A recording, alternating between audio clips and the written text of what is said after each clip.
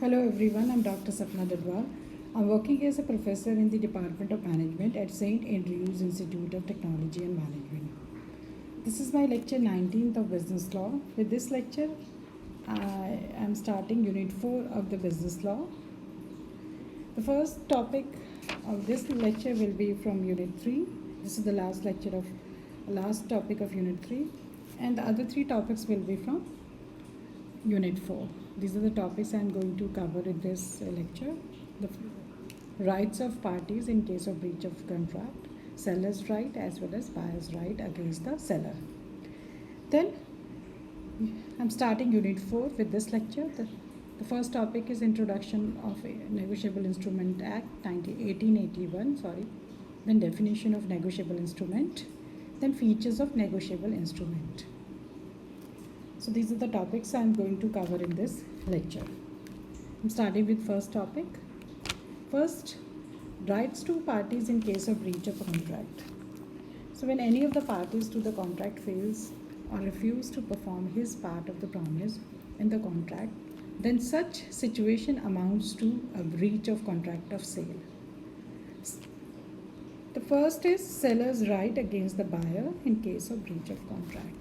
These rights are suit for price, then suit for damages for non-acceptance of the goods, then suit for damages for repudiation of contract by the buyer before due date, then suit for interest. These four suits or rights I've already discussed in my lecture. Again, lecture number 18.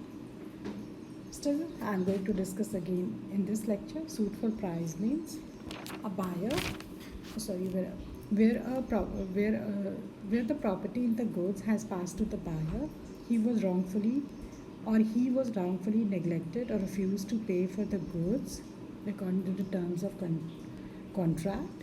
The seller can sue him for the price of the goods. Then second is suit for damages for non-acceptance of goods.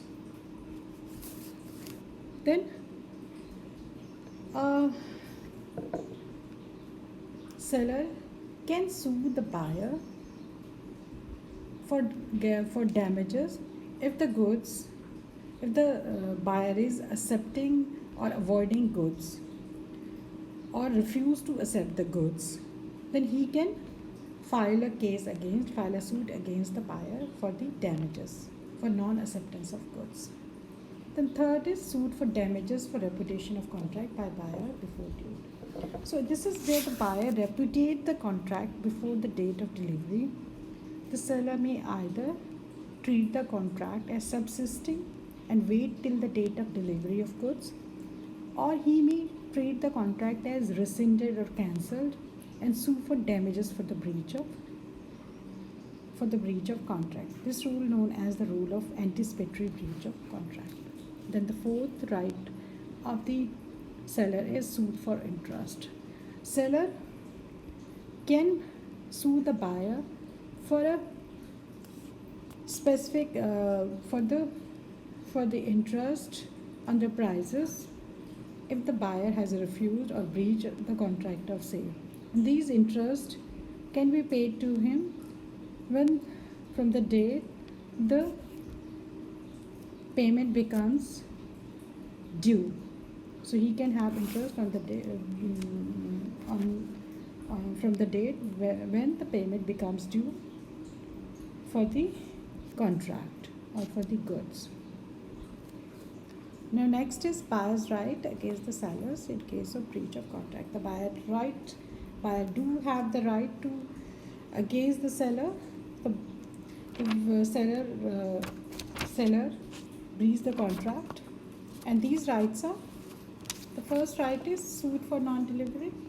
If the seller wrongfully neglects or refuses to deliver the goods to buyer, the buyer may sue the seller for the damages and for non-delivery of the goods. Then suit for specific performance. The buyer sue the seller for the specific performance in case of breach of contract. He may sue the seller for delivery of specific goods which form the subject matter of the contract. Then suit for damages. The buyer may sue the seller for the damages in case of breach of warranty. When there is breach of warranty, the buyer may sue the seller for the breach of warranty and can get damages from the seller. Then suit for recovery of price. Buyer has right to recover the money paid to the seller where the consideration for payment has failed or where the buyer has not get goods from the seller or where buyer is deprived to goods as the owner of the goods. So he has the right to sue the buyer and to recover the price from the seller. The fifth is rescission of contract for breach of condition. So according to section 12.2, where there is a breach of condition of the contract of sale, buyer has right to repudiate the contract and the buyer may sue for damages too. Then sixth one is sues for interest on price. The buyer of the goods has right to have interest on price if he has paid for the goods, and he can sue the seller for this interest on price too.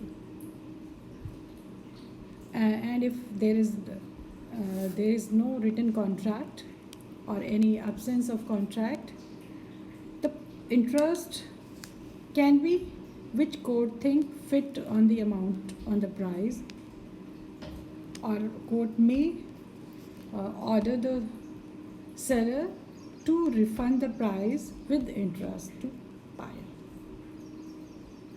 Now I'm starting with this unit 4. The first topic is Negotiable Instrument Act 1881. I'm starting with introduction of negotiable instrument. Money is the most common medium of exchange in any of advanced society. The reason for this is that money has the exchange value and it is also freely transferable from one person to another. So in business or in commerce or in trade, the use of ready cash is desirable because of its acceptability and transferability. So in the modern world of business, the business transaction do not take place only through cash only. The need for some safe and effective substitute for money leads to the development of the use of negotiable instruments. So the law relating to negotiable instrument is contained in Negotiable Instrument Act 1881. The act applies to people or resident living in India. The provisions of this act are not acceptable to the hundis and other native instruments which are prevailing in the market.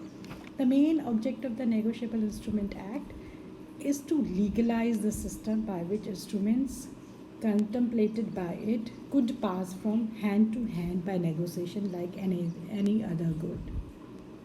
So the Negotiable Instruments Act came into force on 1st March 1881 and it extends to whole of India, or it applies to whole of India.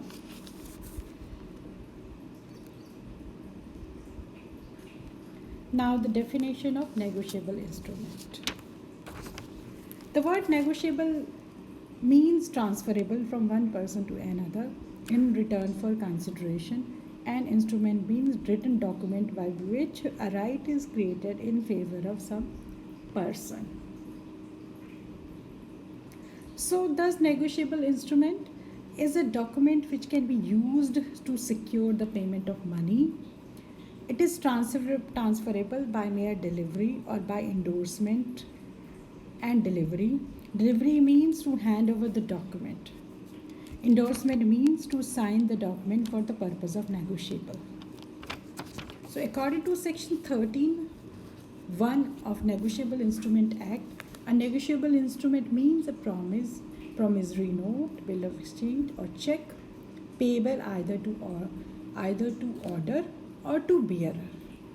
So this is the definition as per section 13(1) of the Negotiable Instrument Act of negotiable instruments. So as per section 13(1) of these three are types of negotiable instrument: promissory note, bill of exchange and check. These are called as Negotiable Instrument Act. So negotiable instruments. Now features of negotiable instrument.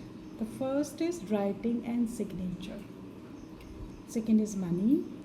Third is freely transferable. Then title of holder free from all defects. Then notice. Then presumptions. Then special procedures. Then popularity. Then evidence. I'm starting with first. First one is writing and signature. Negotiable instrument must be written and signed by the parties according to the rule. All the parties must be negotiable must be written and properly signed by the parties. The second one is money. Negotiable instruments are payable by legal tender money of India only. Then third is freely transferable. So the property in negotiable instrument is freely transferable. They can be transferred from one person to another by very simple process. Then fourth one is title of holder free from all defects. The person taking an instrument that is bona fide and for value or the transferee of negotiable instrument when fulfill certain condition known as holder in due course. So get the instrument free from all the defects. Then notice, it is not necessary to give notice of the transfer of negotiable instrument to the party liable to pay. So there is no notice required from anyone to anyone.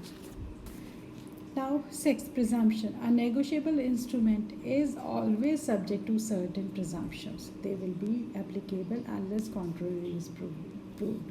So certain presumptions are there which are necessary in negotiable instruments.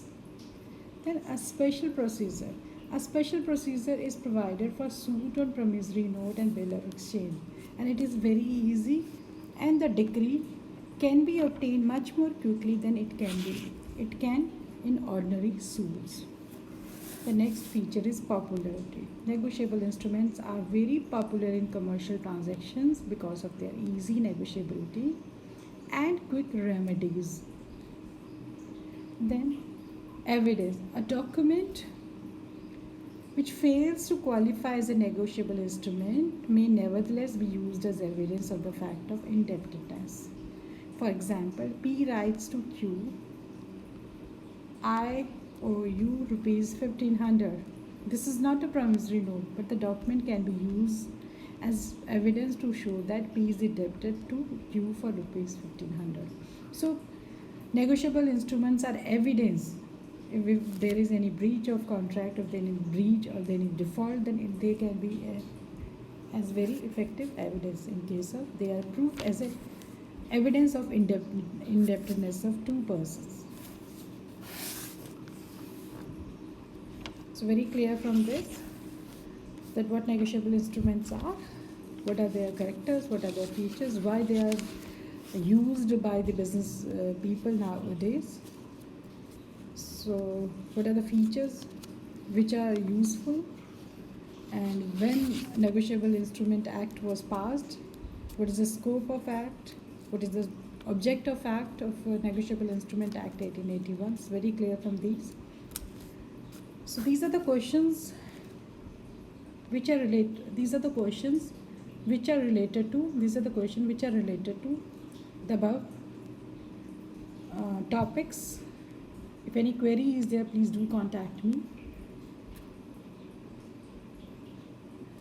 And if there is any problem, then you can always ask me. If there is any confusion, you can always ask me.